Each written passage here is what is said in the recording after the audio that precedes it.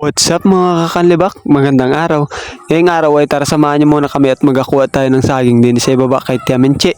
Dahil kahapon nga ni Bernes na kaya kinailangan na nga rin natin manguha ng mga saging ng mga saba. Marami na nga rin napunta din sa bahay ng mga nagsabi na may mga saba daw nga ni sa kanila.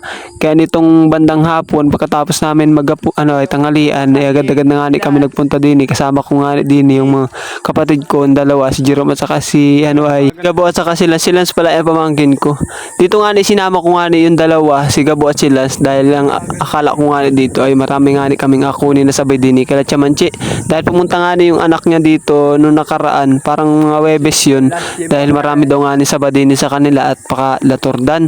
Kaya pinagsama ko rin dalawa na papunta din sa kanila. May rin nga ni Tigabuat rin dalawa na kaysa naman dun sa bahay, laog yung kahit siya nagapupunta at di mautusan din sa bahay. Nga ni mga iba na nilabas na nila sa sa bahay nila. Medyo may itim lang nga ni mga saba. Ewan ko ako ni mama yung mga ganyan na itsura ng saba. Kasi dapat yung mga makikinis na saba.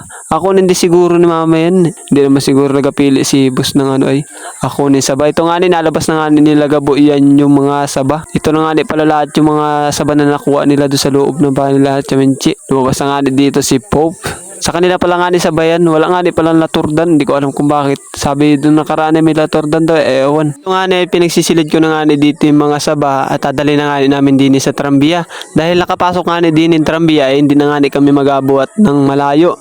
Dahil kung hindi nakakapasok din yung Trambia na yan, ay magabuhat pa kami ng malayo-layo at dali namin dun sa may kalsada, sa mismong tabing kalsada, sa may daanan ng mga sasakyan na malalaki. Kaya dito buti na dala nga ni Jerome din yung Trambia sa may malapit din kay Chaminchi, kaya malapit-lapit rin agad dala namin at hindi na kami magabuhat ng malayo. Napakalaking tulong nga ni rin Trambia na nagamit na namin na eri.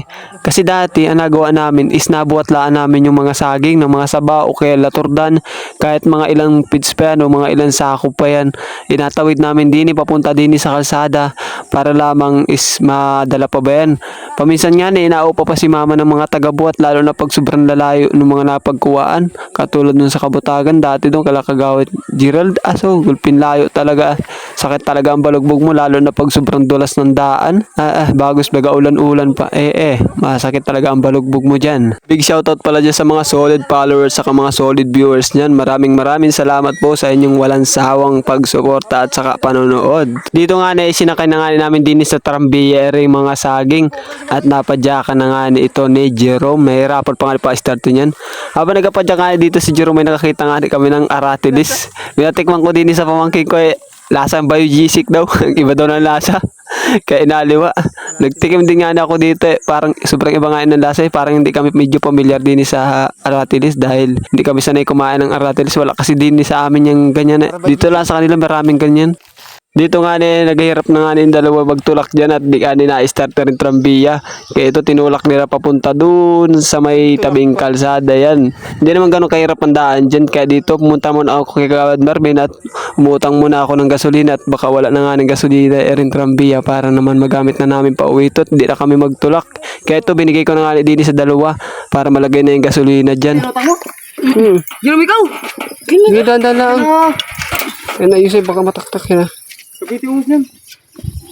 Ito po patay na. Bangay. Sabog ang gasolina ng mga katanggal na tornilyo. Ito nga na ito hindi na nga nag-start nga ni Erin Trambia kaya nagtulak na nga kami din hanggang pauwi pero magaan lang naman ni Ret akaunti laman yung laman ng saging dahil wala nga kami nakuha din sa ibaba, wala pa yung kay Chalina na saging baka hindi pa natitibat. Dito nga nakikitulong-tulong pa yung pamangkin ko maliit na yan tingnan mo naman nakikitulak-tulak din ito na nga pala lahat yung mga saba na nakuha namin. Bumalik pa nga kami doon at yung mga sabangan ni ay kapatid ay nandoon na nga bumalik pa nga ulit kami nung gabi, sila Gabo pala nung gabi at meron pa nga tira dahil hindi nga naabutan sila. Meron pa pala dong saba na naiwan, marami pa pala din yun kaya binalikan nila.